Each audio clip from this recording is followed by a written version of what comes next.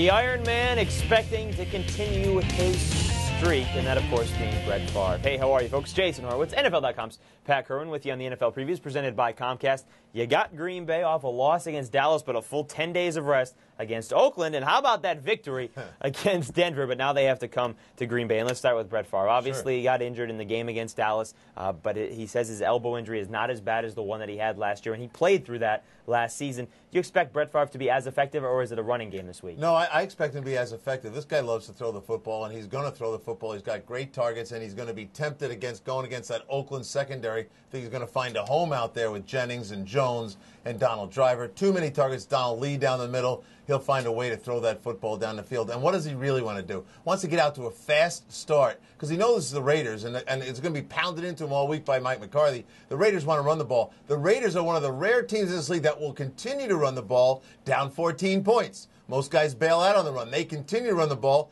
and they've had some success climbing back in games. Want to get an early lead at home, take advantage of your home field, and force them to become a throwing team. And Brett Favre only needs 450 yards to pass Dan Marino for the all-time leader as far as passing yards go. I'll be with Dan on the Sunday that happens. Which probably won't be this week, but most likely the week after. All right, the other side, you talked about the running game of Oakland.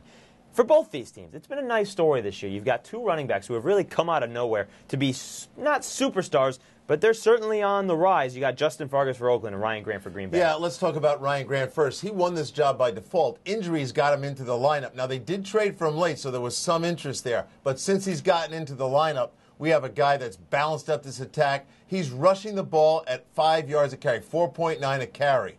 And that's terrific, and that really causes some problems. No one's dropping their safety in yet against Ryan, although when they had to defend a lead late in the game 2 games ago and kill a clock, and everyone knew they were going to run, Ryan Grant ran him over. Nice story. Justin Fargas, though, is a better story. Why? He didn't wait for injury to get his job. He beat out some guys. Dominic Rhodes, who they paid, and Lamont Jordan, who they were paying. And when it was all said and done, Lane Kiffin looked at those 3 running backs and said, Fargas deserves this shot.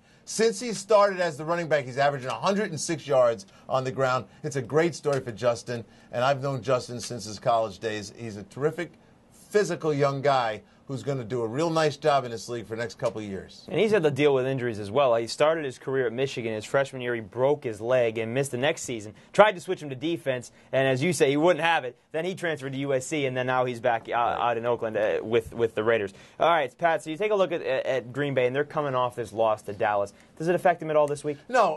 Here's what they're going to win their division. They know that. They're going to be in the playoffs. They want home field advantage. They want as many games as they can at Lambeau. They need to get another win right here and make sure that they're ensuring they have that. It will not affect them at all. All right, this win would clinch the NFC North, or if they lose, a Lions loss to Dallas would also help them clinch the NFC North. For more on this game or any other in Week 14, be sure to stay with CBSSports.com. Watch everything else on the CBS Audience Network. It kicks off at 1 p.m. Eastern on CBS. For NFL.com's Pat Kerwin, I'm Jason Horowitz. Take care.